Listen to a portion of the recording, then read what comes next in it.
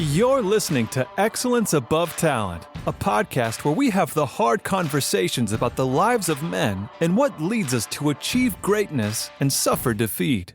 Hear from other men's journeys as well, as we all learn and grow together to become inspirations to ourselves and those around us. And now your host, Aaron Thomas.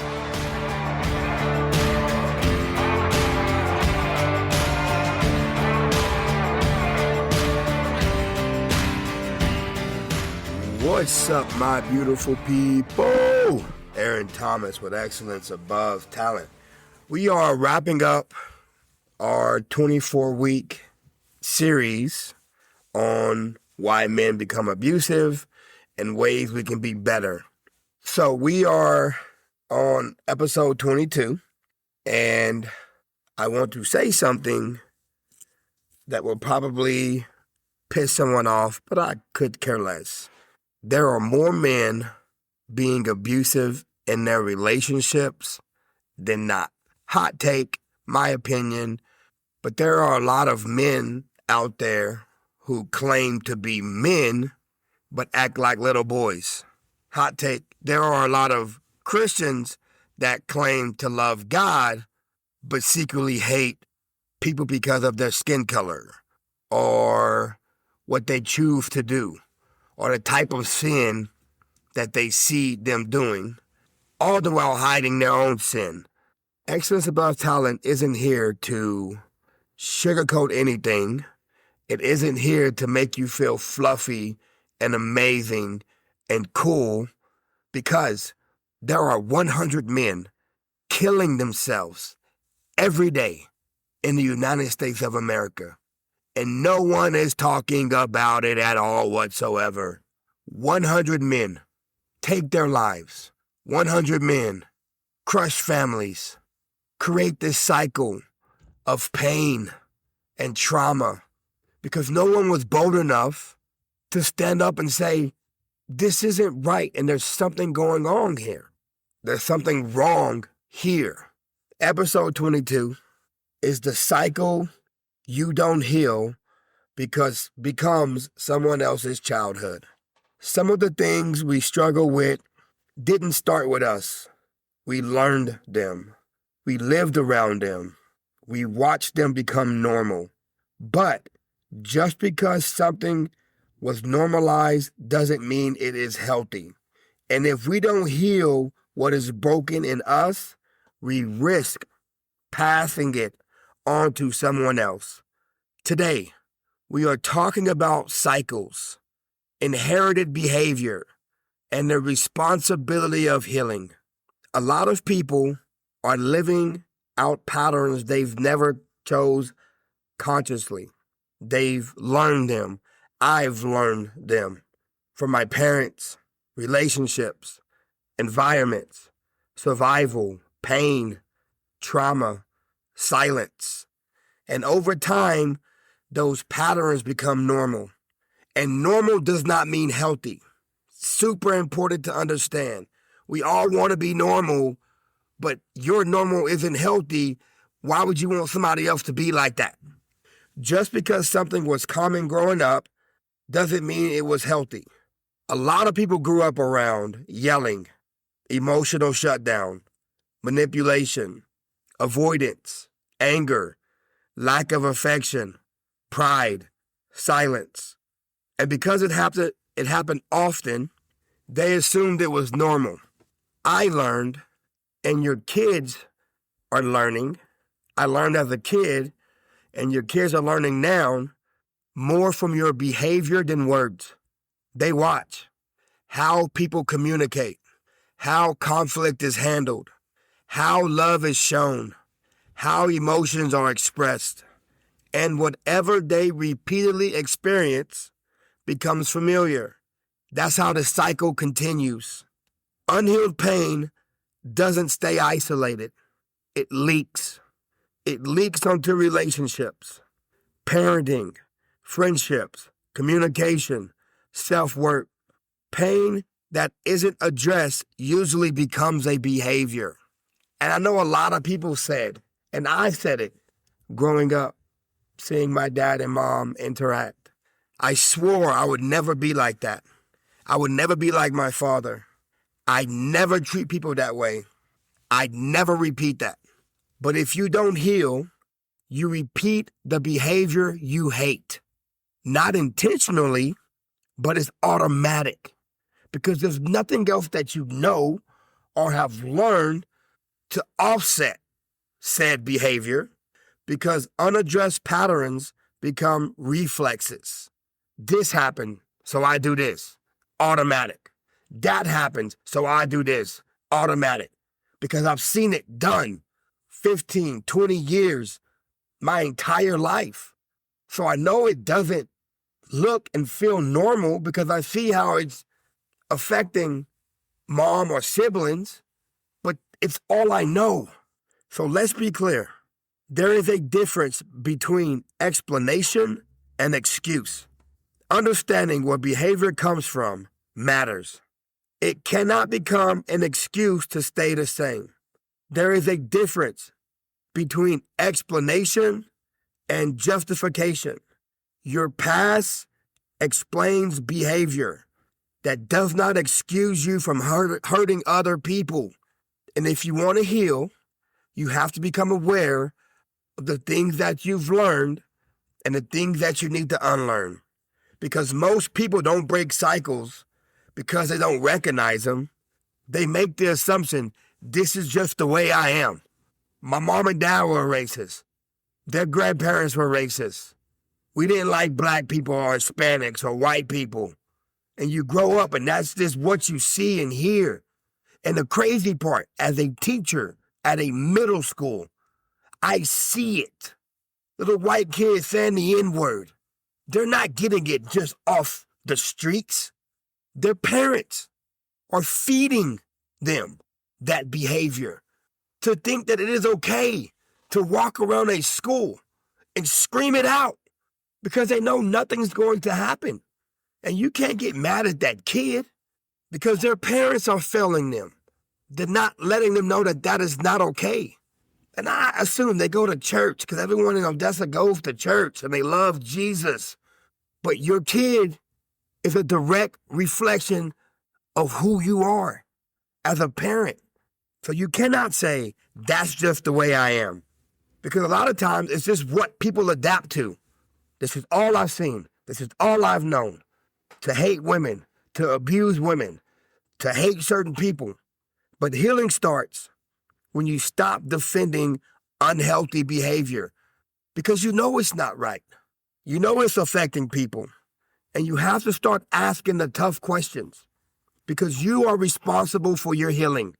No one is coming to save you as a man. No one. No one is coming to heal you as a man. No one is coming to love you as a man. You have to heal yourself first.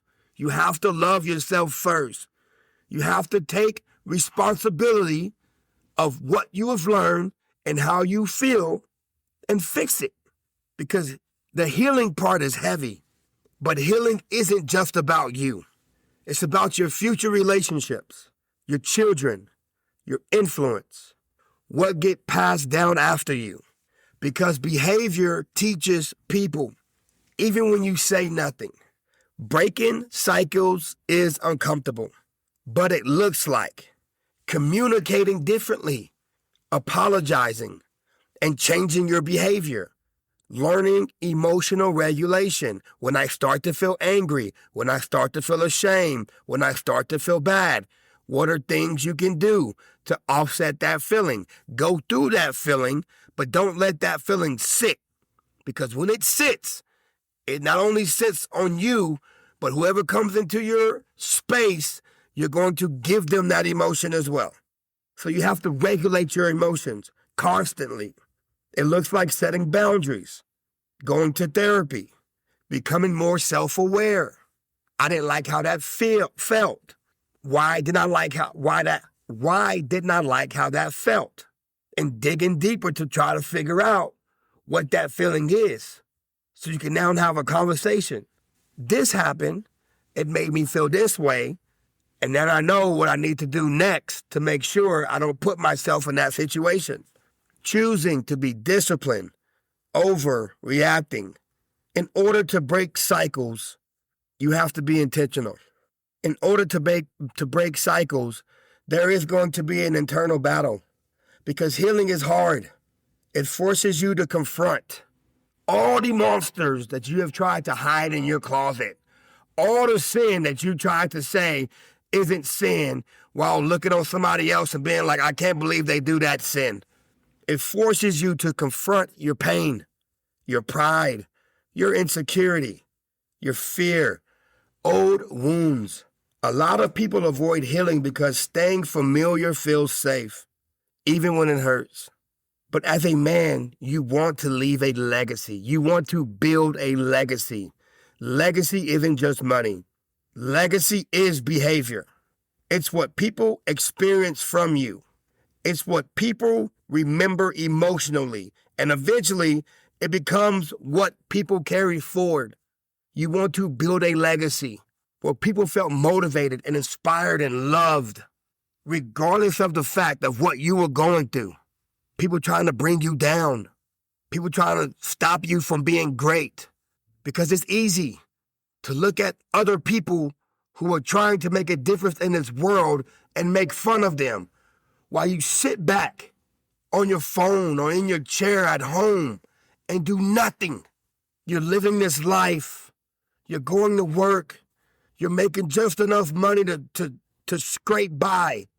And you have time to try to bring somebody else down because they're choosing to do something different. They're choosing to do something that you know you need to do, but you don't do.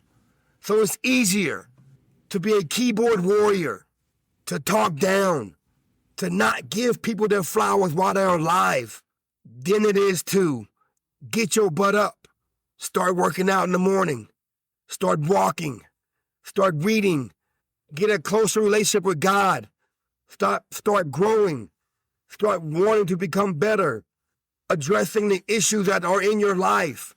But people don't do that. Hurt people. And that's something that has motivated me in this process of my life. When someone tries to bring me down or they talk about me behind my back, I don't need to feel any type of way because I'm still going to be moving regardless of if they don't like it or not. But I feel sadness in my heart because that hurt person who hasn't healed, who hasn't faced their demons, are trying to hurt someone who's tried and tested, who's been through the fire, who's willing to stand and die on it. My heart hurts for people that are hurting, would rather hurt other people than to get better. It's not a great way to live. You're not holding me back. You're hurting yourself more. You're digging that ditch deeper and deeper, trying to hurt someone that if you came around and you talked to them and they talked to you and you learned from them and they learned from you, could potentially make your life better. But because they don't look a certain type of way or speak a certain type of way or have a certain life that you make the assumption they need to have in order to learn from them, you try to hurt them. And I see it so much here in the United States. Republicans are hurting. Democrats are hurting. White people are hurting. Black people are hurting. Hispanic people are hurting. The U.S. is hurting. And instead of trying to figure it out, all we're trying to do is hurt each other more, which is the dumbest thing in the world. Because you live until you're 80, maybe 90, 100 if you're lucky. And majority of your life, you chose to hurt people on your deathbed. I wouldn't want to feel how you feel. When you look back over your life, you didn't make a ripple effect in that water. You tried to stop the ripple effect in the water when you saw it from someone else. You only hung out with one type of people. You had negative thoughts and prejudice thoughts and biased thoughts for everybody else. You said you were a Christian, but you hated me. You said you were a Christian, but you closed your eyes to the friends that were sinning and doing God wrong. and you opened your eyes to everyone else in their sin to live that way. And my head is brutal because when you tear someone down, what do you gain? Versus when you lift someone up, what do you gain? If you don't heal from your unhealthy patterns, there's a chance someone connected to you will inherit them. You cannot change what happened to you, but you can decide what continues through you. And maybe the greatest thing you could ever do is break a cycle that was destroying generations before you. My reflection questions for this week. What behavior were normalized for you growing up? What unhealthy pattern am I trying to break? What kind of emotional legacy do I want to leave behind? If anyone hasn't told you today that they love you, let me be the first to say I love you. You are awesome. You are amazing. You deserve the best that this world has to offer. Do not give up. Do not quit. The world does not get easier, but y'all get stronger. Y'all have a blessed weekend. Bye-bye. Thank you for listening. Be sure to subscribe to the podcast so you never miss an episode. And for daily motivational and up-to-date content, follow us on Facebook and Instagram at Excellence Above Talent. And remember, keep moving forward, never give up, and you are never alone in this battle. We'll see you next time.